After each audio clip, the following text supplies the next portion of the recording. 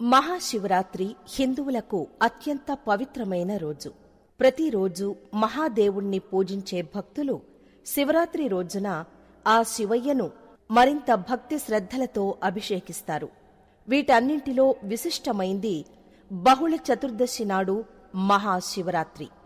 ఆ రోజున పరమశివుడికి ఎంతో ప్రీతికరమైన రోజుగా ధర్మశాస్త్రాలు చెప్తున్నాయి. ఆ రోజును పరమశివుడికి ఎంతో ప్రీతికరమైన రోజుగా ధర్మశాస్త్రాలు చెప్తున్నాయి.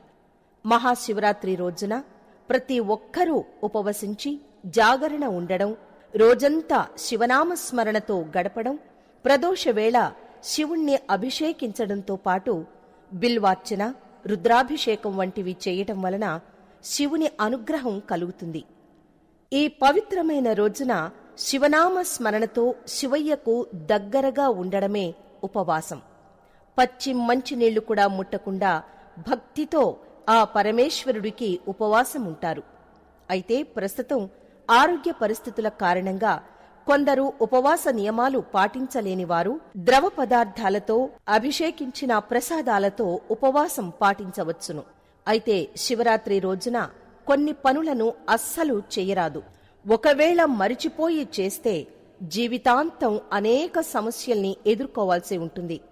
మరి పవిత్రమైన శివరాత్రి రోజున ఎలాంటి పనులు చేయకూడదో ఇప్పుడు తెలుసుకుందామా? చేయకూడని పనులు: మహాశివరాత్రి వేళ శివలింగానికి తులసి ఆకులను సమర్పించరాదు. అలాగే ప్యాకెట్ పాలతో శివుణ్ణి అభిషేకించరాదు. కేవలం ఆవు పాలతో మాత్రమే శివయ్యను అభిషేకించాలి. శివయ్యను అభిషేకం చేస్తున్న సమయంలో మాట్లాడరాదు. అభిషేకం సమయంలో స్త్రీలు శివలింగాన్ని తాకరాదు.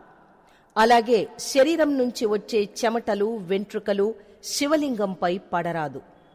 శివరాత్రి నాడు మద్యం, మాంసం ముట్టరాదు. ఈ రోజున చీమకు కూడా హాని తలపెట్టరాదు. ఈ రోజున అసభ్య పదాలను మాట్లాడరాదు. ఇతరుల గురించి చెడుగా ఆలోచించరాదు. ఇక చెయ్యాల్సిన పనులేమిటో అవి కూడా చూద్దాం. శివరాత్రి నాడు తప్పనిసరిగా శివాలయానికి వెళ్ళాలి. ఓం నమః శివాయ అనే మంత్రాన్ని జపిస్తూ పరమేశ్వరుణ్ణి స్మరించుకోవాలి. అలాగే శివుడికి సమర్పించే నైవేద్యంలో పులిహోర ఉండేలా చూసుకోవాలి. శివలింగానికి పంచామృతాన్ని సమర్పించాలి. మారేడు ఆకులతో ఇంట్లో, ఆలయంలో శివుణ్ణి పూజించాలి. ఉపవాసం ఉండేవారు కేవలం పాలు, పండ్లు వంటి సాత్విక ఆహారమే తీసుకోవాలి. శివాలయానికి వెళ్లే పురుషులు చొక్కాకు బదులుగా కండువాలను మాత్రమే ధరించాలి. ఖచ్చితంగా జలాభిషేకం చెయ్యాలి. శివుడికి చందనం, విభూది పెడితే సరిపోతుంది. ఈ రోజున నాగమల్లి పుష్పాలతో శివుణ్ణి పూజిస్తే శివానుగ్రహం తప్పక దక్కుతుంది.